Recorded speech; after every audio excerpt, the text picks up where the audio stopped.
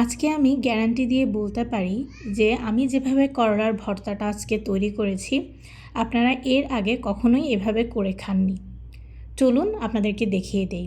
প্রথমেই সরিষার তেলে আমার পছন্দ মতো কিছু শুকনা মরিচ ভেজে নিয়েছি। তারপরে এর মধ্যে দিয়ে দিচ্ছি পেঁয়াজ এবং রসুন। আপনারা চাইলে পেঁয়াজ এবং রসুন আলাদা করে ভেজে নিতে পারেন।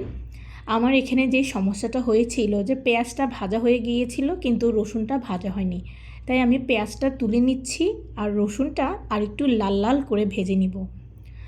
আজকে আমি করলা ভর্তা একটু চিংড়ি মাছ ব্যবহার করব।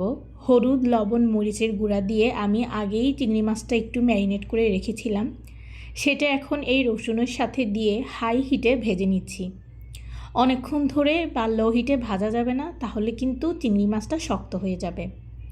আর একটু তেল দিয়ে নিলাম, তবে এখন আমি সরিষার তেল দিইনি, দিয়েছি একটু সয়াবিন তেল। এইবার হচ্ছে আপনার ধৈর্য পরীক্ষা। বারবার করে নেড়ে চেড়ে করলাটা এই তেলের মধ্যেই কিন্তু ভেজে নিতে হবে। তবে হ্যাঁ, আপনার হাতে যদি সময় কম থাকে সেক্ষেত্রে আপনি চাইলে অল্প একটু পানি অ্যাড করে সিদ্ধ করে নিতে পারেন। এইদিকে করলাটা ভাজা ভাজা হোক আর আমি বাকি ভেজে নেওয়া উপকরণগুলো হামানদিস্তায় একটু ছেঁচে নিচ্ছি। দেখতেই তো পাচ্ছেন কিভাবে আমি এটা একটু একটু করে ছেঁচে নিচ্ছি। এভাবে করে নিলে ভর্তার টেস্ট অনেক ভালো আসে। করলাটা ভাজি করার সময় আমি কিন্তু কোনো ধরনের হলুদ ব্যবহার করিনি এবং পছন্দ মতো একটু লবণ ব্যবহার করেছি। এই যে দেখুন, করলা একদম লাল লাল করে ভাজা ভাজা হয়ে গিয়েছে।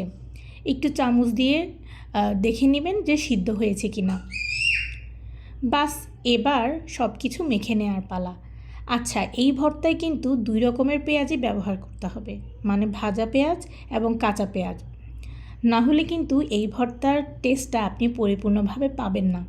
যেহেতু সব জিনিসই পর্যাপ্ত তেল দিয়ে ভাজা, তাই এখানে আমি আর বাড়তি কোনো সরিষার তেল ব্যবহার করিনি। আপনারা চেক করে নেবেন আপনাদের টেস্ট অনুযায়ী লবণ হয়েছে কি না। বাস, সুন্দর করে নেড়ে চেড়ে মেখে নিলেই তৈরি হয়ে যাবে আজকে আপনাদের এই খুব মজার করলা ভর্তা। আপনারা যদি বাসায় তৈরি করে থাকেন অবশ্যই আমাকে জানাবেন।